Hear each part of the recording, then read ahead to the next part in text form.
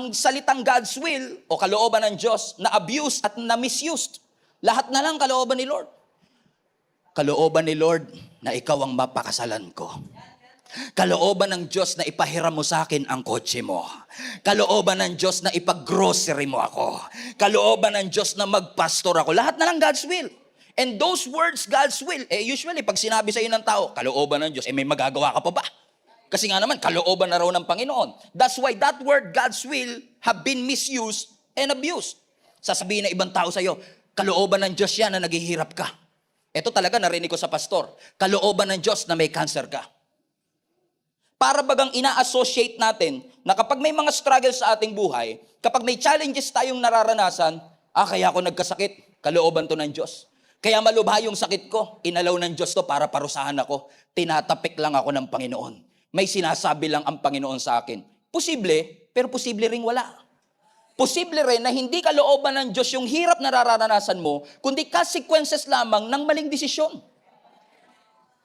Hindi kasi lahat ng mga sorrow, struggle sa ating buhay ay epekto ng kalooban ng Diyos. Minsan kaya tayo naghihirap kasi meron tayong series of choices na nagkamali and as a consequence, naapektuhan ang ating kinabukasan. Hindi mo naman pwedeng isisilagi kay Lord yan. Si Lord naman pinapahirapan ako. Kalooban ba talaga ng Diyos na maghirap ka? Tingin mo ba ang Diyos nandun sa langit at tinitignan ka? Saya-saya ng batang to, no? Pahirapan natin. Bigyan ng problema yan. Tingin nyo ba ganyan ng Panginoon? Brutal ba ang Diyos? Cruel ba ang Diyos na sasabihin niyang pahirapan yan, bigyan niya ng cancer, bigyan niya ng malubang sakit, hayaan mo mabaon yan sa utang? No, it's not God's will for us. Amen. In fact, mga kapatid, hindi mo pwedeng i-associate ang kalooban ng Panginoon sa mga pangit na bagay sa iyong buhay. Naalala ko dito si Naomi sa scripture. Bihira mabanggit si Naomi sa mga Bible studies, pero si Naomi po ay mother-in-law ni Ruth. Maraming tragedy ang nangyari kay Naomi. And then si Naomi kasi foreigner siya sa isang lugar, at dahil sa mga hirap na kanyang naranasan, gusto niya na uling magbalik bayan. Nung nagbalik bayan siya, yung mga kapitbahay niya tuwang-tuwa. Uy, nagbalik na si Naomi. Naomi, kamusta? At tingnan niyo ang sagot ni Naomi sa Ruth chapter 1 verse 20. Ang sabi niya, huwag niyo akong tawaging Naomi.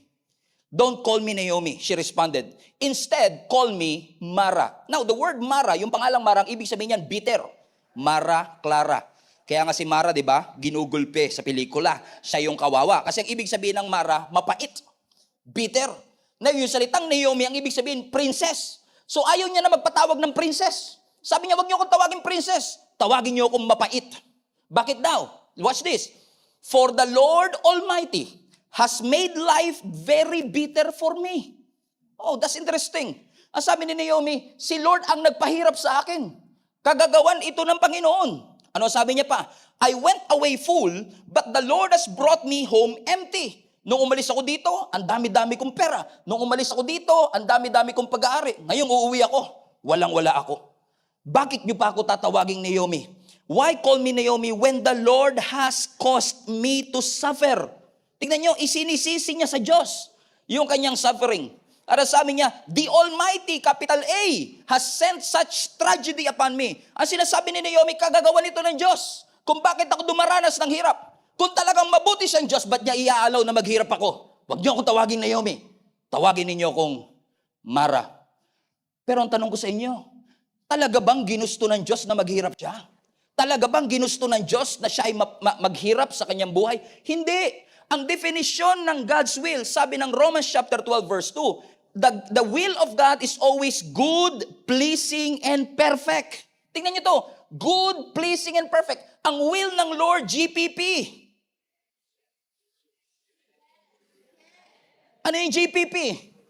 Good, pleasing. So kapag tinanong ka, ano ba ang kalooban ng Diyos sa buhay ko? God's will for me is good, pleasing, and perfect. So yung nangyari kay Naomi, hindi yun ang kagustuhan ng Panginoon. So wag natin i-associate na porket may karahasan, kung porket may aksidente o trahedya sa ating buhay, ay kalooban ito ng Diyos na mangyari sa aking buhay. Kaya tuloy ang mga Pilipino ngayon, para ma-reverse itong God's will daw, na nahihirapan sila, maghahanap tuloy ng ibang Diyos para magpala sa kanila. Sabi mo sa katabi mo, fasten your seatbelt, papunta na si pastor sa'yo.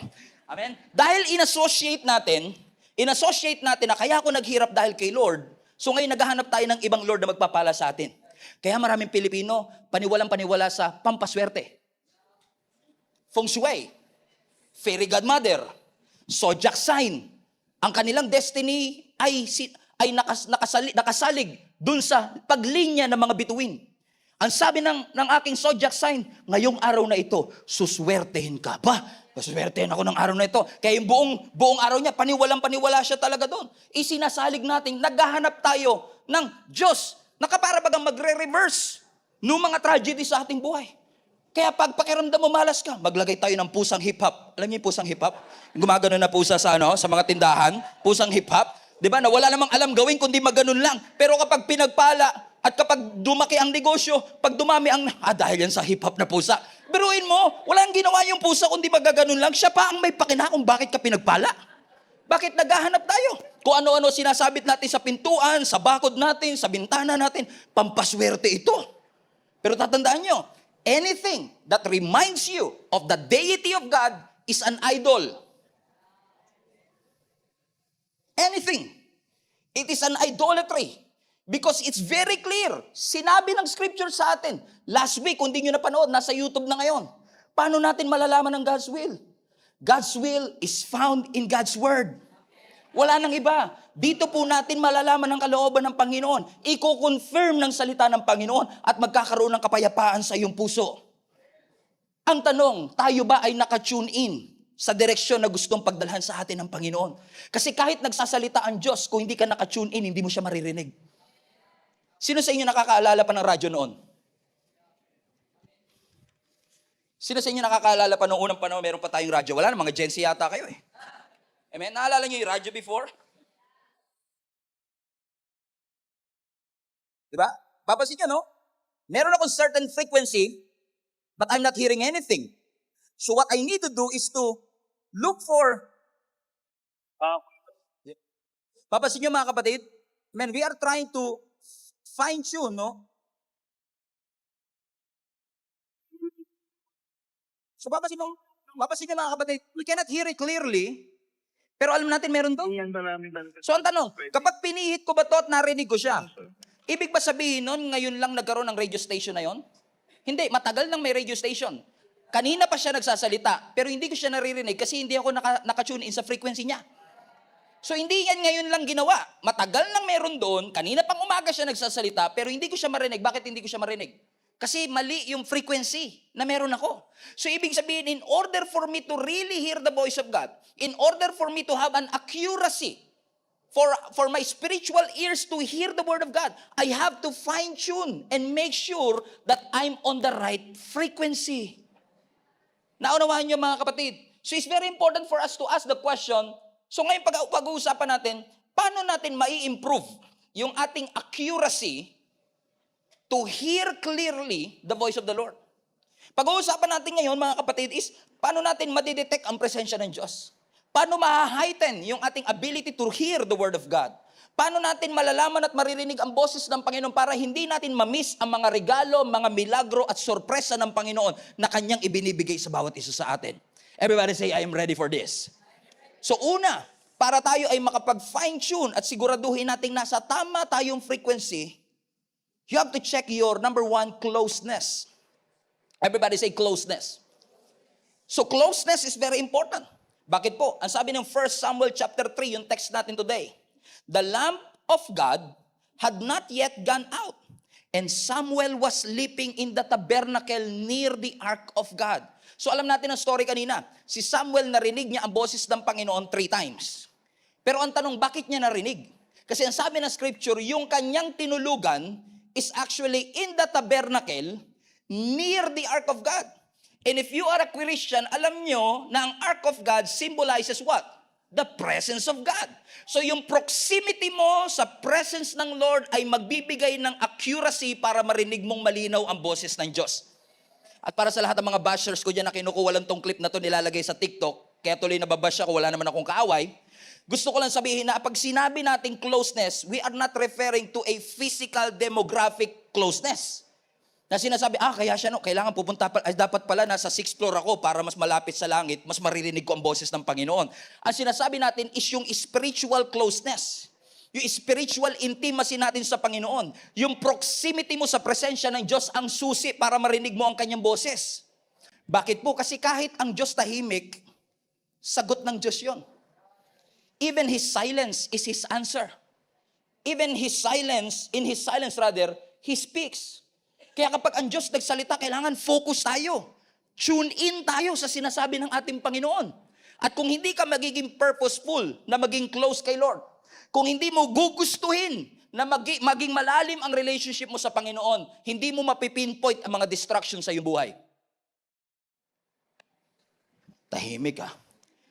Amen? Bakit? Kasi kapag ikaw ay purposeful, alam mo, distraction lang to. Kung gustong-gusto mo talagang yumaman, alam mo yung mga bagay na hindi makakatulong sa pagyaman mo. Alam mo, distraction lang to. Nag-guess nyo? Naalala nyo pag may mga exam tayo before, in-announce yung exam 2 weeks ago, pero hindi ka muna magre-review? Kasi matalino ka eh. Scholar ka eh. Kaya magre-review ka on the night of the examination. At dahil on the night of examination, magkakraming ka, focus ka. Bawal kang istorbohin. Sabi ng nanay mo, magugas ka ng pinggan. Ma, I'm studying. So, ibig sabihin, kaya mong mag-focus. So, alam mo na pwedeng may mga distraction. Alam nyo ang reason kung bakit maraming Kristiyano ngayon hindi makadiscern? Kasi hindi sila purposeful sa ginagawa nila para sa Panginoon. Hindi mo ma-eliminate ang mga distractions sa buhay mo kung hindi ka mamumuhay ng may purpose. You have a purpose. God has a plan for your life. Amen. And living in God's purpose benefits the next generation. Let me just tell you this. Kapag ikaw ay namuhay ng may purpose, kahit yung mga anak mo makikinabang. Kapag ikaw ay purposeful, pati mga apo mo makikinabang. In fact, the moment that you said yes to the Lord, maraming tao nag-benefit dahil sa yes mo.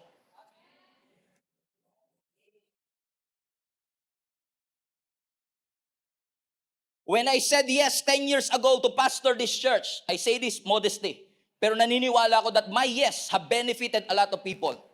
What about your yes? What about your yes? What about your yes? Kung mag-yes ka lang, makikinabang ang mga taong nakapaligid sa iyo. Kung magiging purposeful ka. So stop living aimlessly. Live with a purpose. At ang purpose natin dito natin matatagpuan. Ito ang magkokorek sa iyo. Ito ang magtuturo sa iyo. Ito ang magpapaunawa sa iyo kung ano ang kalooban ng Diyos. Wala pong iba. Kaya pansinin niyo mga kapatid, every single Sunday, lagi kong ini-impart sa inyo ang importansya ng pagbabasa ng salita ng Diyos. Kasi si Pastor Stephen nagkakamali. Pero ito ang ating sandigan, hindi ho kami perpekto. Kahit po yung nakatayo sa stage na ito, nagkakamalit, nagkakasala din. May kahinaan din po kami. Tao din po ako. Pero kapag dito tayo nagtiwala, kahit bumagsak si Pastor Stephen, dahil dito nakasalig ang pananampalataya natin, it doesn't matter. Ano ang sabi ng 2 Timothy chapter 3 verse 16? All scripture is God-breathed. Hiningahan ng Panginoon, and the word of God is useful for teaching, useful for rebuking, useful for correcting, useful for training in righteousness. Pakibasa yung last part. So that the servant of God may be thoroughly equipped for every good work. So this is important. Sino sa inyo, pag binasa nyo to, binabasa din kayo? Ito lang po. Mahilig ako magbasa ng libro. Pero ito lang po yung klase ng libro, pag binasa mo, binabasa ka. Ito lang po yung klase ng libro na kapag pinag-aralan mo, pinag-aaralan ka. This is the smartest book in the world. So if you're just reading this for science, you're just reading this to prove our faith wrong, if you are just reading this for history, you're missing a lot. Pag binasa mo to, itinuturo ng Diyos sa'yo kung anong tama. At kapag binasa natin to, kapag mali ang ating ginagawa, itinutuwid tayo ng Panginoon. So ibig sabihin, every time I read the word, pinapakita ng Lord sa akin kung ano ang tamang daan at ano ang maling daan. Not necessarily yung bagong daan na dating daan. Pero ang tinuturo ng Diyos is yung tamang daan at yung maling daan. Family talk. Alam mo mga kapatid, problematic ang lahat ng nagkiklaim na Christian sila. Pero kapag nagkakasala, walang maramdamang conviction. If you are an authentic, genuine Christian, and when you sin, you don't feel conviction, something is wrong. Ang malupit pa dito, wala kang maramdaman pag nagkakasala, and I don't say that to condemn anybody, pero wala kang maramdaman pag nagkakamali ka, pero pag kinorek ka, offended ka. Bigla ka nagkaroon ng pakiramdam. Nung kinorek ka, Pero nung nagkakamali tayo, wala. Hindi ko to sinasabi dahil hindi ako nagkakamali. Nagkakamali po ako. Pero ang sinasabi ko, ginagawang manhid ng kasalanan yung puso natin. Huwag kayong pumayag. Ito po ang magtuturo sa atin ng tamang landas.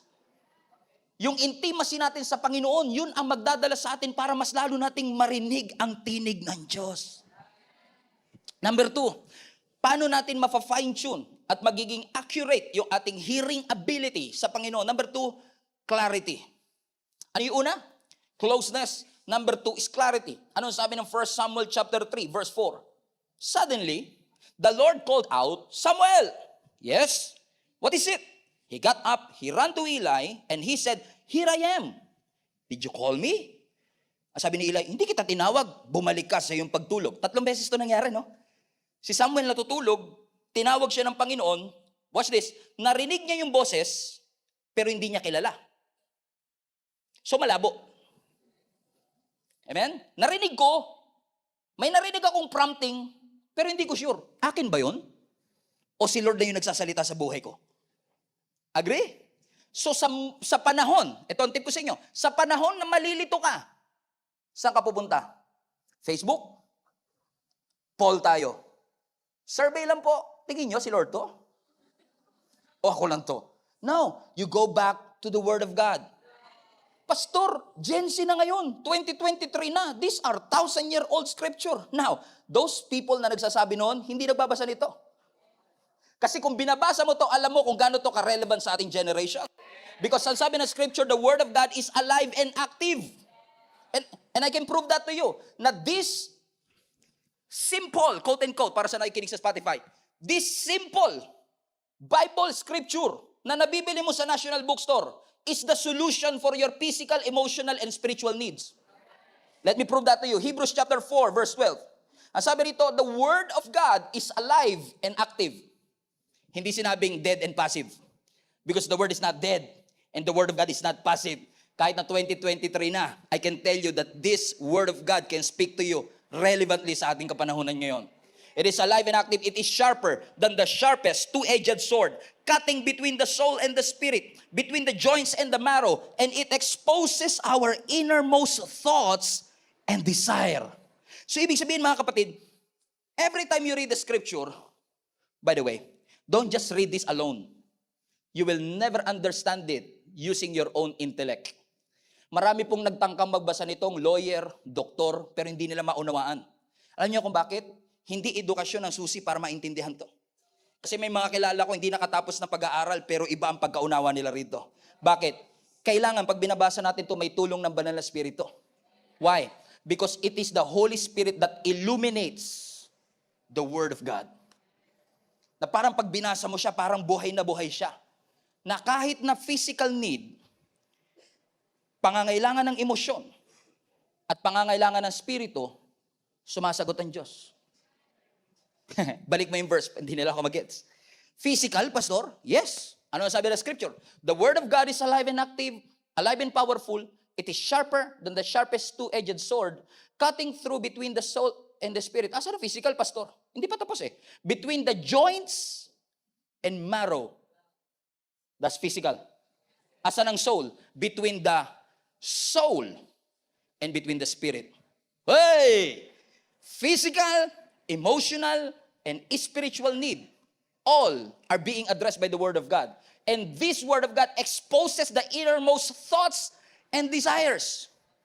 Ibig sabihin, every time you read the Word, mga kapatid, it illuminates, parang nagkakaroon ng liwanag.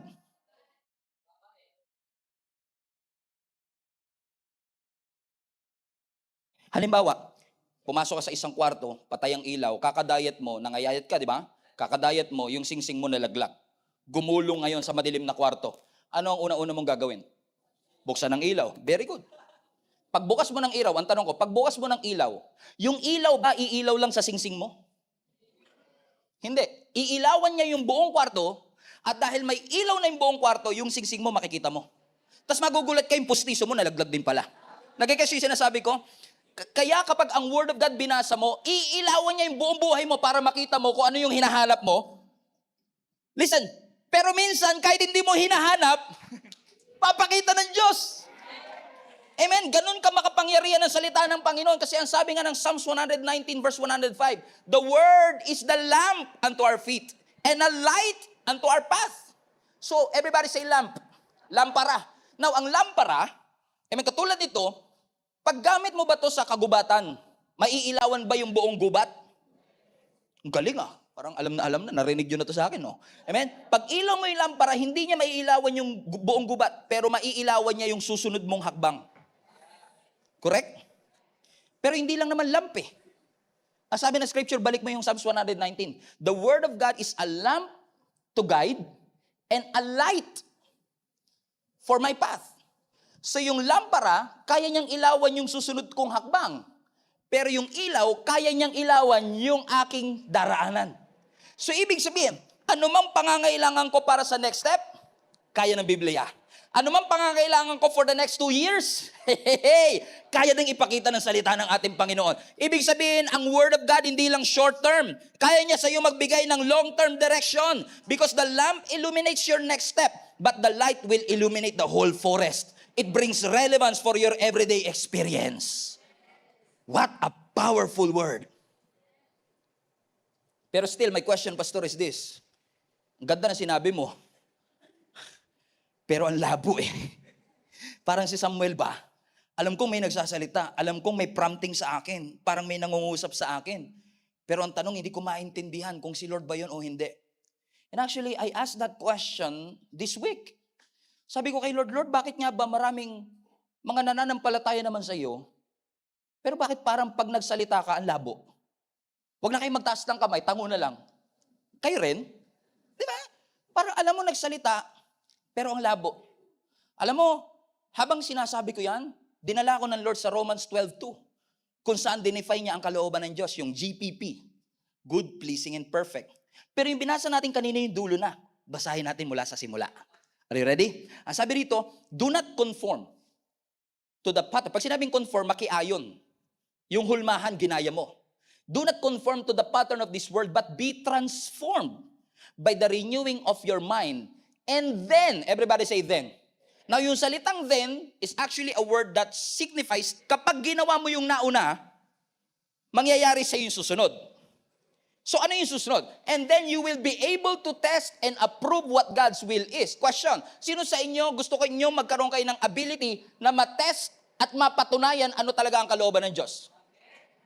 Amen? Pero para mangyari yung then, kailangan mangyari yung nasa una.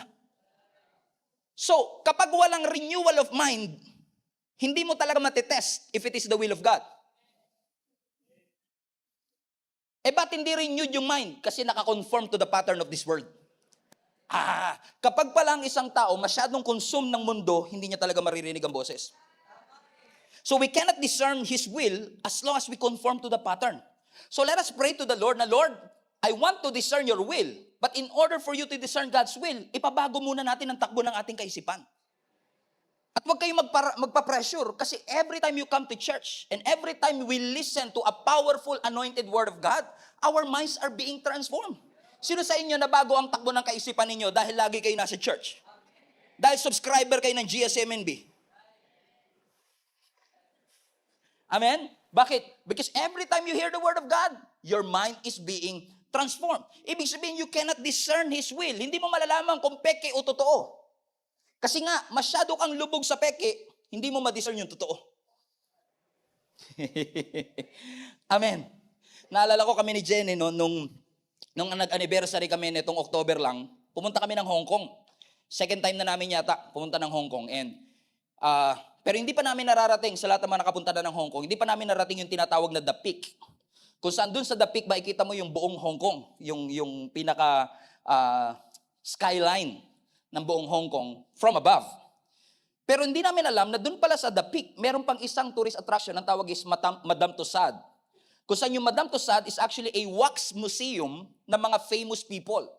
So, ginawan nila ngayon ng wax figure, halimbawa yan, si Angelina Jolie, si Brad Pitt, si Nicole Kidman, si The Rock, andun din si Pia Wurtzbach in honor of Miss Universe, kasi kaka-Miss Universe lang, di ba? And then nandun din si Catriona Gray, na kung mapapansin nyo, lalo pag sa personal mo siya tinignan, pag malayo, kala mo talaga totoo siya. Kaya minsan, Dahil parang totoo, pag nagpa-picture ka, para talagang kasama mo siya. At sinubukan kong magsalita, kinamusta ko siya, kamusta Pia? Hindi siya nagsalita. Kasi kamukha niya si Pia, pero hindi siya buhay.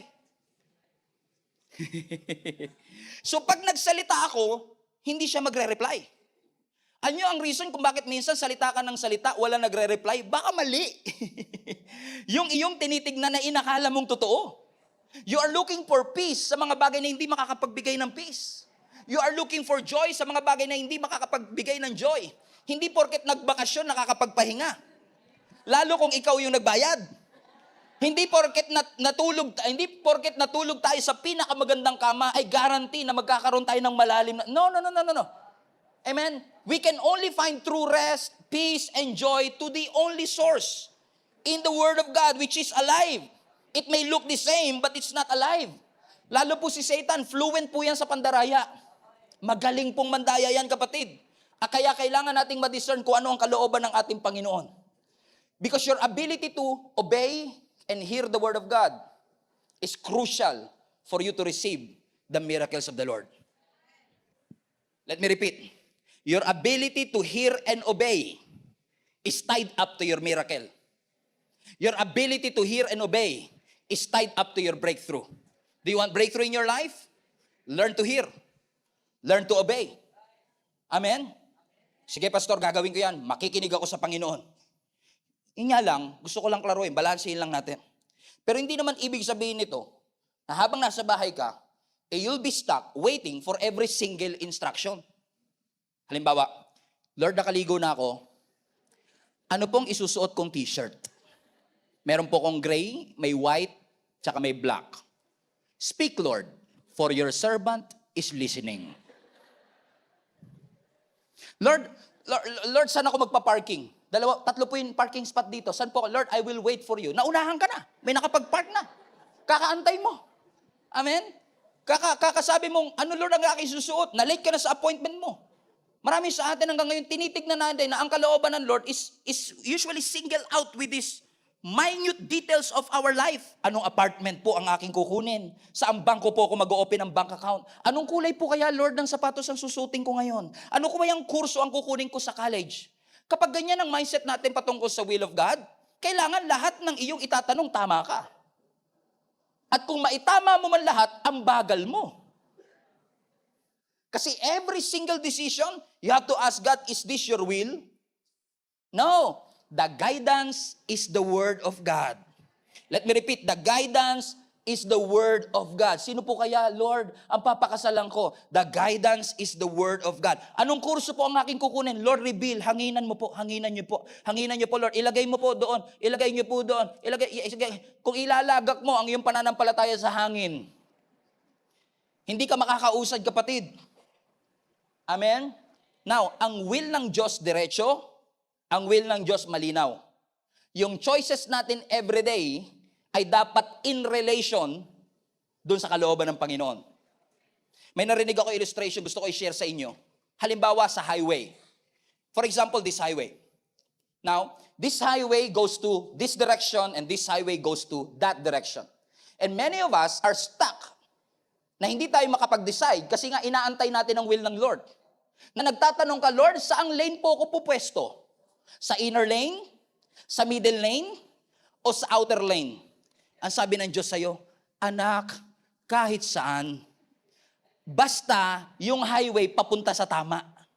Basta yung highway papunta sa kalooban ng Diyos. So kapag tinanong mo ang Panginoon, Lord, ano pong t-shirt ang aking susuotin? Ang sabi ng Lord, wag mo nang sayangin ang oras mong kakatanong. Kahit ano, anak, basta yan ay makakapagbigay kaluguran sa Panginoon. Siyempre, kung yung t-shirt mo nagpo-promote ng violence, kung yung t-shirt mo nagpo-promote ng wrong sexuality, malamang hindi kalooban ng Lord. The guidance is in the Word. Pero kung kulay lang naman pinag-uusapan natin, Pastor, giniiwasan ko kasi yung itim kasi demonic yan, di ba? Satanista yung mga itim na yan, di ba? Lahat po ng kulay, si Lord ang lumikha. So minsan nagtatanong ka, Pastor, ito sana all talaga to. Pastor, 3 nanliligaw sa akin. Sana all. 3 po nanliligaw sa akin. Sino po ba? Yung matangkad? Yung maputi? O yung mayaman? Ikaw ngayon, gulong-gulo ka. Sana all, gulong-gulo. Yung iba naman, stress na stress. Wala pa rin dumarating, ha? 30 plus na ako, wala pang dumarating. Buti ka na lang, at least tatlo-tatlo pa manliligaw mo eh. No, tatlo-tatlo, yung maputi, yung matangkad. O, sabi naman ni Lord sa atin, yan bang tatlo na yan kumilala kay Kristo? Yan ba ay mananampalataya ni Kristo? Opo, pastor. O di kahit sino sa kanila. Kung sino ang gusto mo, itatanungin ka na Lord, gusto mo ba? Opo. Gusto ka ba? Hindi po. O yun, problema talaga yan. Pag hindi ka gusto ng gusto mo, yun ang malaking problema talaga. Huwag mo na ipilit yan. Pero kung kayo naman ay parehong Kristyano, nagpapakalalim sa harapan ng Panginoon, genuine at authentic ang inyong pananampalataya, regardless yan kung sino, may mga personal standards and preference ka. Halimbawa, kasama sa criteria mo yung mabango. Siyempre, sino ba naman ang gusto ng mabaho, di ba? Gusto mo mabango. Amen? Pero hindi na sasabihin ng scripture, ang pakasalan mo, yung mabango. Wala dyan sa Bible niyan. Amen? Pero may certain highway na sinasabi ang Panginoon. Ito yung direksyon na dapat mong tahakin. Ngayon, kung sino sa tatlo na yan, ikaw na bahala. Walang specific destiny sa karamihan ng mga bagay na pinagdadaanan natin. Sabihin natin, Lord, gusto ko na po mag-enroll. Ano po ba dapat? Architecture or business administration? Sabi ng Panginoon, anak, ang kalooban ko, makapagtapos ka ng pag-aaral. Architecture man yan, business administration man yan, engineering man yan. Kung ano gusto mo, enroll ka. Basta ang kalooban ng Diyos, makapagtapos ka ng pag-aaral. So technically speaking, God's will is whatever. As long as papunta ito sa will ng ating Panginoon. Paano ko malalaman kung tama yung highway? The guidance is the word.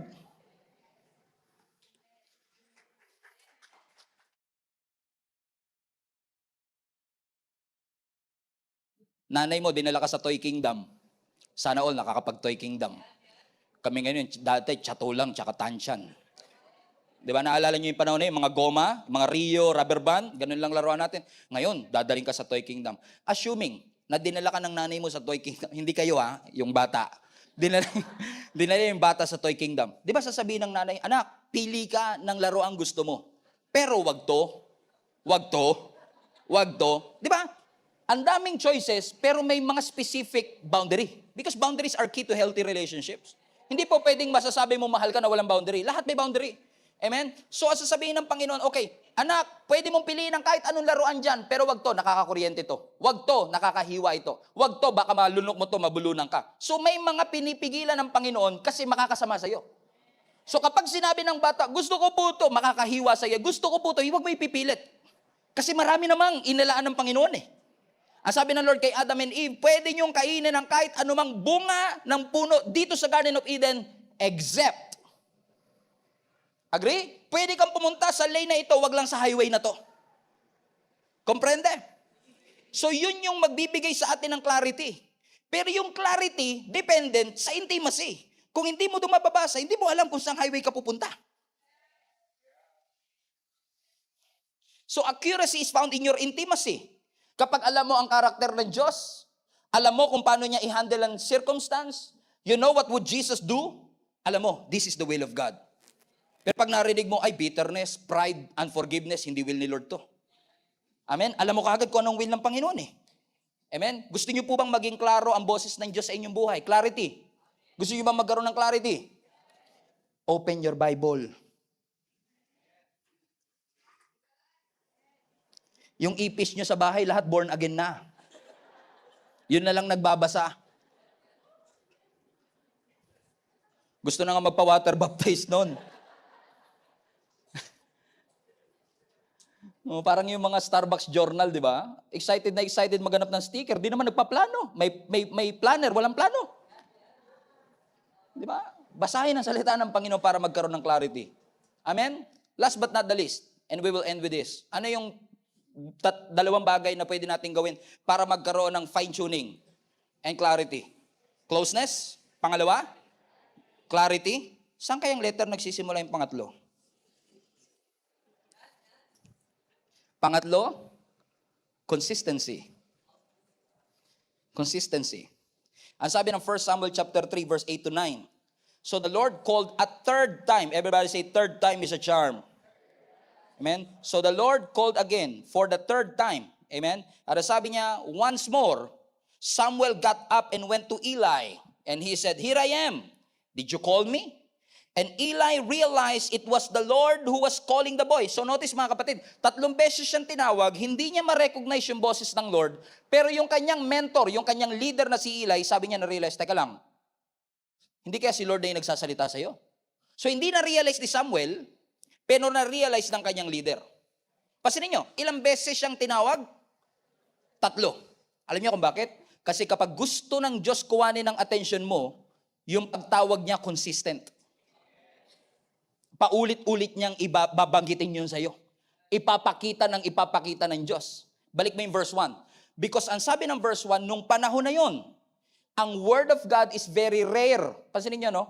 Those days, messages from the Lord were very rare. Uncommon. Uncommon yung word of God. Pero nung gabi na yon, 3 beses nagsalita. Paano nangyari yon? Very rare siya, hindi nagsasalita ang Panginoon. Pero nung gabi na yon, 3 beses. Bakit? Gusto ng Diyos kuwanin ng attention ni Samuel. Ibig sabihin, if you want confirmation, kung yan talaga ang pagtawag ng Panginoon, ang God's confirmation is a series of confirmation. Ibig sabihin, kapag nakarinig ka ng so-called tinig, hindi lang yan 1 beses. Iko-confirm niya yan sa mga taong nakapaligid sa iyo. Iko-confirm niya yan sa mga circumstances ng buhay mo. Hindi ko alam kung nakaka-relate kayo. I don't want to be superficial. I just want us to live in the supernatural. Pero may mga pagkakataon, for example ako, Lord, ano ang gusto mong message namin na pag-aralan on Sunday? Amen? Hindi porke sabihin natin, kung ano mabuksan ko, Lord, yun na. Hindi. The Lord has to speak. And sometimes I receive a prompting to the Lord, okay, Lord, you want us to talk about hearing God's voice. Pero pagbukas mo ng TV, biglang mangungusap sa'yo, hearing God's voice. Pag nagbasa ka ng magazine, hearing God's voice. Pag nakita mo sa Facebook, hearing. It is a consistent reminder. Kaya nakukonfirm mo kasi paulit-ulit. Naunaman niyo mga kapatid, because God has the ability to use even yung mga tao nakapaligid mo sa'yo. Si Samuel hindi niya ma-distinguish yung voice, pero ginamit ng Lord yung kanya leader. Kaya minsan, pag hindi mo marinig, hindi mo maintindihan, malabo, tanong mo leader mo. Tanong mo yung mga spiritual authority sa buhay mo. Kasi minsan, baka mamaya gustong-gusto mo lang, pero may nakikita sila na red flag. So kung hindi siya confirm sa lahat, maaaring hindi. Sinasabi ng Panginoon sa bawat isa sa atin. You need mature believers in your life that will confirm the calling of God in your life. Lalo kung yung sinasabi mong boses ng Diyos, pinagpapastor ka. Pinagpapastor po ako ng Diyos. Pinapag-resign po niya ako sa trabaho para ako'y makapagpatuloy sa Panginoon. Sure ka bang si Lord talaga yan? O baka gusto mo lang ng platform? Kasi kung gusto ka talaga ng Lord na maging pastor, i-confirm niya yan sa maraming tao. Alam niyo, bago ako naging pastor, it took me 3 years to say yes. You know why? Because I have to confirm it to different people. And I don't want to ask them. Sila mismo ang lalapit sa akin. Tinatawag ka ng Lord na magpastor. Tinatawag ka ng Panginoon para bitawan mo ang trabaho mo at ikaw ay mag-full-time para sa ministry. It will be confirmed consistently. Paulit-ulit. Sino sa inyo pag nag-a-apply kayo sa mga government agency, magpe-present kayo ng ID? Halimbawa, kukuha ka ng driver's license. Tatanungin sa iyo ng mga nandun sa LTO, Sir, pakita nga pong ID. Hindi kaya nga po kukuha ako ng license para magka-ID po ako eh. Pero di ba, hihingihan ka ng ID. Minsan yung ibang government agency, 2 valid IDs pa. Bakit 2 valid IDs? Kasi hindi porket nagpakita ka ng isang ID, confirm ang identity mo. Kailangan maging consistent yung ID number 1 sa ID number 2 para masabing ikaw nga talaga yon. So kung sa ID nga may confirmation and validity, dapat sa Word of God meron lalo. Na hindi ka lang satisfied sa isa, kundi, Lord, ano pa? Magbigay ka pa po ng series of confirmation para malaman kung ikaw talaga po ang nagsasalita sa buhay ko. Meron mo bang tinuturo ang Panginoon sa atin? Amen? Halimbawa, hindi ako piloto, pero mahilig ako sa eroplano. Alam niyo ba mga kapatid na ang mga eroplano, tulad dito, bago siya lumanding, lalo kapag gabi, kailangan niyang ma-pinpoint yung runway. Narinig ko recently lang, merong isang flight papuntang Boracay, dahil mabagyo, pabalik-balik sila ng Metro Manila. Kasi nga hindi ma-pinpoint ng piloto saan yung runway, hindi makita. Kasi importante pong napipinpoint yung runway, kung saan ka lalanding. Pero para ma-pinpoint mo kung saan yung runway, lalo kapag gabi, hindi porkit nakakita ka ng isang ilaw, doon ako lalanding. Halimbawa, nakita mo to, uy, runway na siguro dyan, landing tayo. Magugulat ka, bundok pala. Hindi katulad sa dagat, pag may lighthouse, isang ilaw lang, sapat na. Pero sa runway, kailangan may series of lights. na tuloy-tuloy, consistent. At yun ang magsasabi sa yung nasa tamang runway ka. Komprende? So ganun din sa will ng Lord. Eh kung yung piloto nga maingat sa landing, dapat maging maingat ka rin kung ano magiging desisyon sa buhay. Para yung series of confirmation mula sa Panginoon, hanggat wala yung confirmation, wag mong ituloy. Kasi ang Diyos magkukonfirm. Amen? But not to the point naman, na parang akala natin, si Lord lang talaga yung factors to consider para doon. As I've said, ipinakita niya na ang daan. Pero we also have to recognize, for example, the laws of nature. Amen. Halimbawa, law of gravity. Whatever comes up, must come down. Ang gagaling tatalino pala ng mga 3 PM service Halimbawa, nahulog ka sa hagdan. May mga Kristiyano magsasabi, nahulog ako sa hagdan. Inatake na naman ako ng demonyo. Diba? Bakit? Alang nga naman mahulog kang paakyat. Kasi may law of gravity. Pag natapilo ka, mahuhulog ka talaga. Wala po yung kinalaman sa kabanalan mo. Minsan lang talaga kasi nag-i-effect yung laws of nature, pero hindi ibig sabihin kalooban ng Diyos na ikaw ay bumagsak. Hindi kalooban ng Diyos na ikaw ay maaksidente. Pero kung ikaw ay hindi mag-iingat, maaksidente ka talaga. Will ba ng Lord na maaksidente ka? Hindi. Pero ikaw kasi. Di ba? Ano ang sabi ng Genesis chapter 8:22? As long as the earth remains, there will be planting and harvest. Everybody say planting and harvest. So yung planting and harvest, law yan. Pag nagtanim, may aanihin. So huwag kang mag-expect ng ani kung wala kang tinanim. Huwag kang mag-expect ng promotion kung di ka pumapasok. Huwag kang mag-expect graduate kung di ka nag-aaral. Come on, laws of nature. Alam nga namang hindi ka nag-aral, 3 months kang hindi pumasok, Lord, makagraduate po ako. Sabi ng Lord, paano ka gagraduate? Eh hindi ka naman pumapasok ng school. Nagagas yung sinasabi ko mga kapatid. Now, kalooban ba ng Diyos na bumagsak ka? Hindi, choice natin yun madalas. Lalo tayo minsan sa pagkain ba? Lalo ngayong Pasko na naman yan. Crispy pata, lechon, leche plan, lahat ng matataba, tsaka matatamis, lahat na maaalat, lahat lalagay mo. O anak, mag-pray ka na, pasalamatan mo ang Panginoon. Yes, Nay. Lord, maraming pong salamat sa mga pagkaing nasa aming harapan. Dalangin po namin ito'y magsilbing kagalingan at kalusugan sa aming katawan. Sabi ng Lord, paano magiging kalusugan yan? Bakit may laws of nature? Pag di ka kumakain, mangangayayat ka. Pag kumakain ka ng taba, magkaka-fatty liver ka. Kalooban ba ng Diyos na magka-fatty liver tayo? Talagang ikaw nagsasabi niyan, Pastor, lahat tayo damay-damay na to. Amen. Hindi kalooban ng Diyos na tayo magkasakit, pero minsan may laws of nature that is taking place. Amen. Tingnan nyo ang eroplano, ang laki-laki niya, paano siya nakakalipad? Diba? Paano yun nakakalipad? Ang laki-laki niyan, tayo nga, mas maliit pa dyan, di makalipad.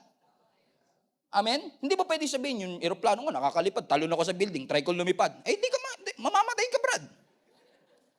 Amen? Bakit merong laws in place? Eh, paano nga lumilipad? Pastor, may law of gravity, di ba? Everything must come up, must come down. Yes, pero above the law of gravity, merong law of aerodynamics. Okay? So, ang ginagawa ng mga magle-lesson tayo, okay? Yung mga aeroplano, they have to reach a certain speed. And with the right wing shape, with the right thrust and lift, makakalipad sila, masusurpass nila yung law of gravity, at papasok sila sa bagong law, ang tawag aerodynamics. Kaya kanila nilang isustain ang kanilang sarili sa air for hours. So, ang law of gravity is taking place here, pero pagdating dun sa ataas, the law of aerodynamics, design ng Diyos yun. Hindi mo yun pwedeng baguhin. Ibig sabihin, you must cooperate. At hindi mo pwedeng sabihin, huwag kayong mag-alala. Dahil ako'y pastor, hindi babagsak ang eroplanong ito. Eh bakit? Wala bang eroplano na may pastor na nakasakay? Di ba? May mga bumagsak na eroplanong may pastor na nakasakay. So hindi porket tayo ay mananampalataya at pastor, ay automatic, o ligtas mo na yan. Bayaan mo, kahit na lasing yung piloto, hindi yan mapapahamak. Kahit na puyat yung piloto, hindi yan mapapahamak. Kahit umusok pa yung lahat ng engine yan, hindi yan babagsak. Kasi nga, pinurotektahan ng Panginoon yan. Hindi, may laws of gravity. Hindi porket Kristiyano tayo, yung mga laws na ito, bigla na lang mawawala dahil ginusto natin. Halimbawa, tumalong ka sa dagat, may pating. Nakita mo yung pating, takbo ka ngayon. Eh napansin mo, mahahabol ka ng pating. Baby shark hanggang lolo shark. Grandpa Shark, di ba? Eh, yung music pa naman, bilis, di ba? Talagang Grandpa Shark. Eh, hinabol ka ng Grandpa Shark, Papa Shark, Daddy Shark, ng Baby Shark, lahat hinabol ka. Pwede ka ba huminto sabihin, oy, wag niyo akong kagatin, Christian ako ha? Tingin niyo ba yung pating mawawala ng gana pag alam niyang Christian ka? Hindi, kahit Christian ka, kakagating ka nun. Kasi yun ang kanilang nature eh. Amen? Kalooban ba ng Diyos na makagat ka ng pating? Hindi. Eh, ikaw kasi, nagpatampisaw ka doon sa dagat. Alam mo may pating eh. Nakalagay na nga, shark alert. Ikaw naman, Christian ako, hindi ako makakagat niyan. I have the authority to trample on snakes and scorpions kasama shark.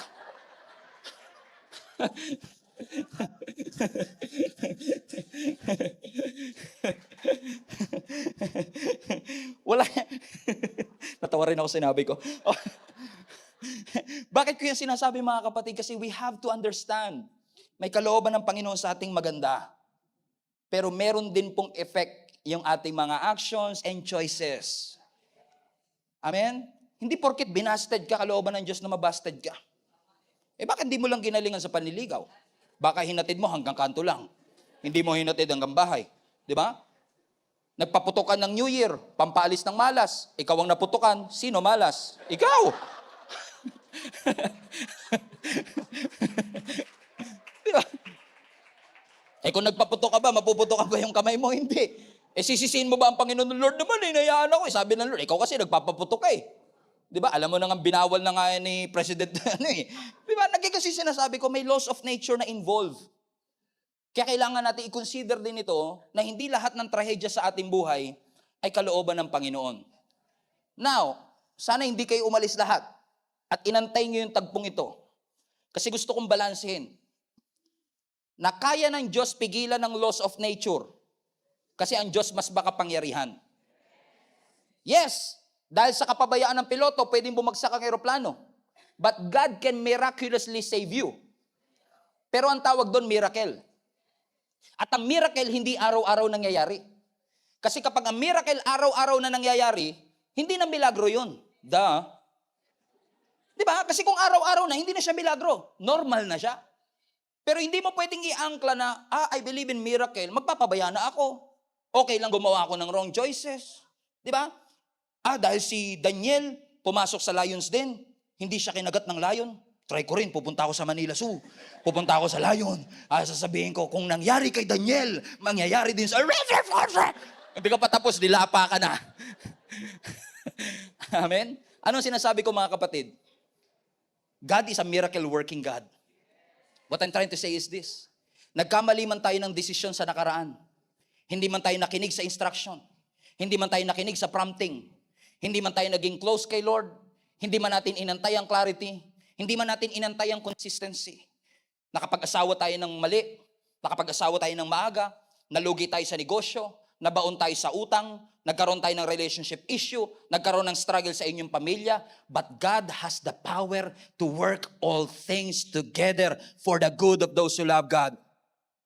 Gusto ko kayo mga kapatid na mabuhayan ng pag-asa na kahit tayo ay nagkamali noon, ang Diyos natin ay may kakayahang ayusin ang lahat ng bagay na nangyari sa atin. Hindi man natin mabago ang nakaraan, pero pwede mong baguhin ang iyong kinabukasan. You just have to rely more and trust more to the Lord, and He shall direct you your path. You cannot change what's behind you, but you can always change what is in front of you. And that the best days of your lives are always in front of you. The best days of your lives are always ahead of you. Hindi man ilalaw ng Lord na ikaw ay masper sa isang pagsubok. Dumaan ka man sa matitinding challenges ng buhay, hindi mo ginusto. Pero ang Diyos natin ay may kapangyarihan na kung hindi man tayo na-exempt sa mga pagsubok, may kakayanan ang Diyos na tayo ay ilabas at isustain sa lahat ng mga pagsubok ng ating buhay. Hindi kalooban ng Diyos na mawalan ka ng mahal sa buhay ng pandemic. Hindi kalooban ng Diyos na mamatay sa COVID ang iyong mga mahal sa buhay. May kakayanan ang Diyos na pigilan ng pandemya. May kakayanan ang Diyos na supernaturally bigla na lang mawala yung COVID virus. Pero dahil inalaw ng Lord na mangyari sa atin for the past 3 years, hindi ba milagro din na nakalagpas tayo after 3 years at nandito pa tayo at buhay na buhay?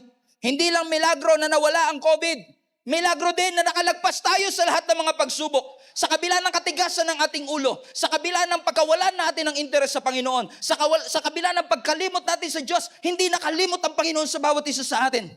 Sa mga pagkakataong hindi mo siya inabot, siya ang umabot sa iyo. Sa mga pagkakataong nakalimutan mo siya, inalala ka niya. Lahat ng tao, dinispise ka, ni-reject ka, pero ang Diyos tinanggap ka. And that in itself is already a miracle. Yes, we have to make the right decisions right now.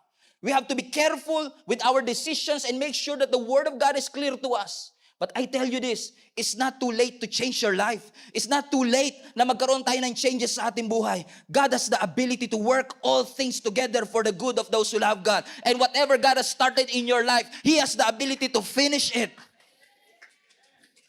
And I pray in Jesus' name that all of us will finish this year strong. Lord, I cannot change my past, but I thank you for the God that I serve.